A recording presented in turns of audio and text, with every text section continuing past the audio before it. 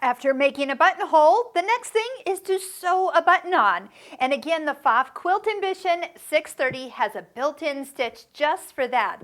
So stitch number 39, as you select it, you're going to notice something a little different. There's going to be this empty space on the screen because there is no foot recommended. Right, we're actually taking the foot off the machine. They do want you to stabilize the fabric and lower the feed dogs. Tension's been reduced, so those stitches, once they're stitched through the button, are easily pulled to the back. And this little ×8 is how many times back and forth it will go into each eye. If you want more stitches, you can have 10 times, 12 times, and you can have less. So depending on what you're needing, most of the time, I just leave it at 8.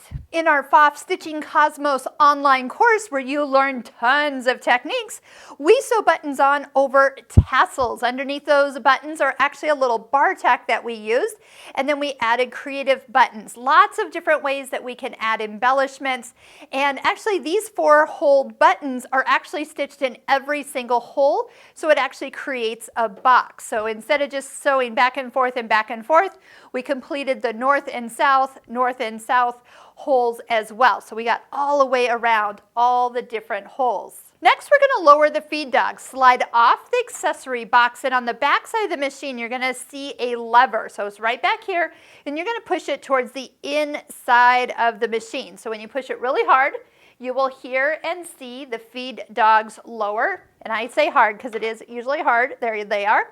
And a reminder that when you go to bring those back up, they don't come up until you actually take a stitch. So don't be surprised if nothing happens when you slide that lever back. And you might leave yourself a big sticky note right here to remind yourself that you actually lowered the feed dogs, so you don't forget to bring them back up and wonder why your sewing machine's going nowhere when you go back to straight stitching in like 3 weeks. Okay, so feed dogs are down. We're taking the presser foot off and make sure the IDT has been disengaged on the back, just like the screen says. When you're ready to stitch, move the button underneath where the needle's going to come down. Now, which side is the needle on? I see that it's on the left side, so make sure it is positioned above a left hole. Bring your needle down by hand using the hand wheel, and once it's in the fabric, you can easily lower the foot. The ankle is what holds it in place. Use your hand wheel once again to go ahead and to take one full swing, and as the needle goes in the next hole, you know you're safe to continue to sew. So how did the machine know what size of width to stitch? So the stitch width on this machine for this stitch is 4.0, 4 millimeters across. Do you know that that's like the 99% same size on every button? So you're usually good to go. Now there are some buttons that are a little bigger, wider holes that are custom made, and some that are a little smaller, but you can just adjust the width if you run into any of those. But tell you the truth, most of the time you're going to use a button that's going to fit that 4 millimeter wide stitch width.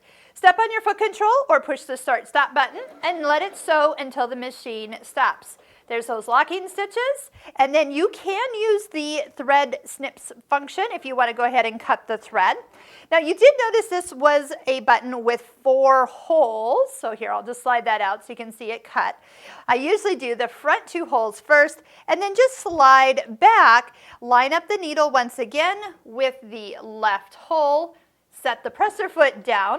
And this time when your foot is not on as much of the button has actually been sewed in place. So it's not going to move around when you are lowering it down. Now right now you are noticing that that button is stitched completely flat against the fabric. There is no room under here for, say, another piece of fabric to button to it. So this would be what you would do if you're doing it decoratively. So if you did need to have a little spacer underneath the button when you are stitching, that's what this little tool is again for. So depending on how much space of thread you would need, you would set the button over the top of that, come in and stitch it like this, and then that way you'll have just a little bit more thread to assist with an item or another piece of fabric going underneath that sewn on button. So check out our Pfaff Stitching Cosmos online course links below this YouTube video where you can watch 10 videos for free.